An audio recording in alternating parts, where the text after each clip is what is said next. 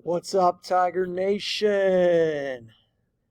Kurt Stubbs back here on a Monday for your Week 9 delayed reaction at Talkin Tigers. If you follow us on social media, that's at Talkin, TALKIN _Tigers.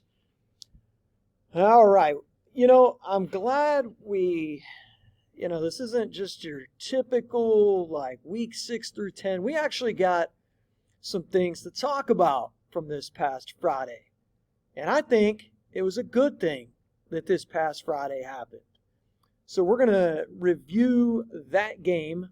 Then we're going to press pause for a second, and I am going to show you the Division 1 Region 3 playoff projections, where and who we think the Tigers could possibly line up against in Week 11. But before we do that, let's dive into this Lancaster game on Friday. So we traveled to Lancaster Friday, which, over the years has been a house of horrors for the Tigers. Looking back at some of the games in the past from 2015, 2018, those are just recent games. I'm not going to go any further back, but man, we've had some trouble down there. But the last 4 years, 19, 20, 21, 22, we've got the better of them no matter what field it was on. Friday night, I tweeted out that before the game, that we can't let Lancaster get the pace. I also tweeted out that I don't know what this result is going to be, but this Lancaster team, quote unquote, looks better than they have probably since 2018. I just thought when you looked out in warm-ups, they just looked better. So the game starts. Boom, boom. It's 14-0. We had a really nice drive. Rocco was slinging it around. We ended up throwing it down the field, and A.J. Madison scored from a yard, 2 yards out. We ended up scoring again. Rocco hit K1 Alexander for a catch and run for a touchdown. So it's 14-0. So I'm thinking, no, well, they looked better, but I don't know if the score is going to be any better. Then it happened. Lancaster goes on a really nice drive. They throw 2 big passes that picked up first downs for them. I did not misspeak. Those were 2 passes. And it looked like they knew what they were doing. And they converted first downs on those plays. And then they end up scoring on a Cole Dickerson short touchdown run. So you got 14-7 heading into the locker room. Lancaster's got to what they saw after the way that one started. Well, we come out, get the ball to start the second half. 5 plays, 80 yards, all runs. A.J. Madison, 38-yard touchdown to cap off the drive. So first half, we only had 21 yards rushing, but a lot of that was because we were throwing it quite a bit, and then Lancaster had the ball for quite a bit of the time clock. So 21 yards in the first half, 129 in the second on the ground, but 80 of those were on that first drive. So we go up 21-7. We just came out and just really ran it right down their throat. Well, I'm starting to think, okay, 14-point spread. This is where we want to be with these guys. And they did it again. 22-play drive. 22-play drive. 11 minutes and 52 seconds off the clock that ended in a 4th and goal touchdown pass to Cole Dickerson. To make it 21-14. on this drive, it was a typical, like, when Lancaster was having success against us in the past. I mean, they just wore us out. You know, we're not extremely deep, especially on the defensive line. You know, you throw in the injury to Miles Harrison. I mean, in years past, you know, we had 2, 3, 4 guys on the D line that were going D1, and then guys behind them that were super talented as well. So we had depth. Last Friday night, man, you could just see we got wore out. Their line, Cole Dickerson is an absolute load to bring down. He had 32 carries, 119 yards. 83 of those yards were in the second half.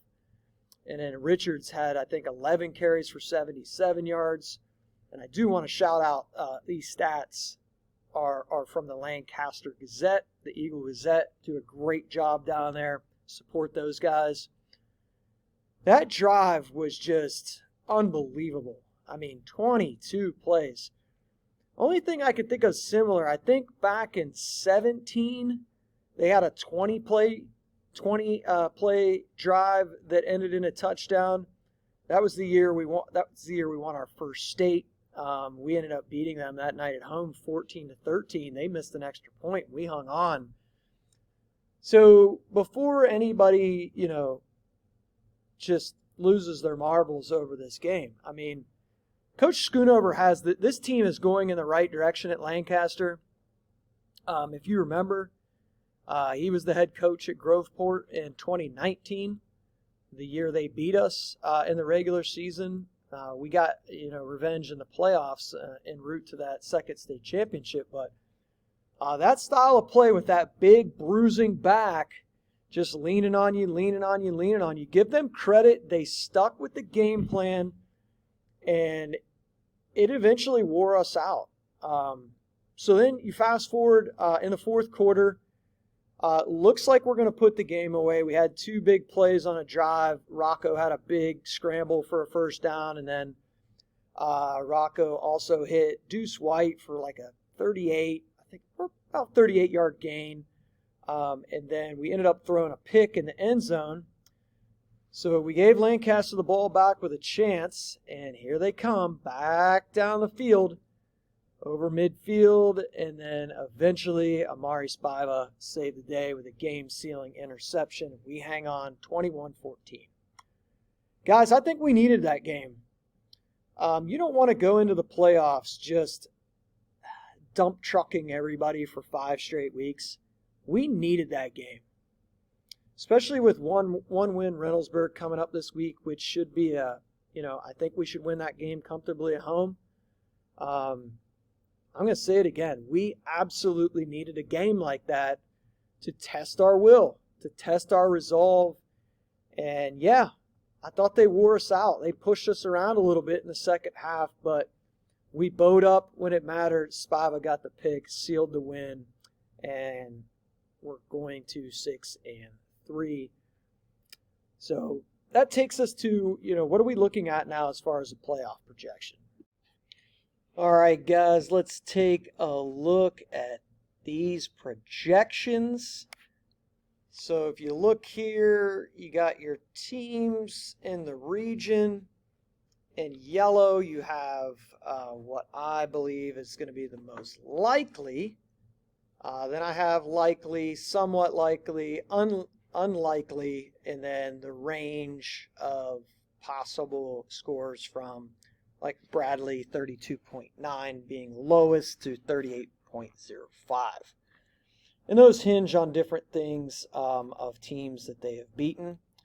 So you can kind of take a look at that as I scroll down through here.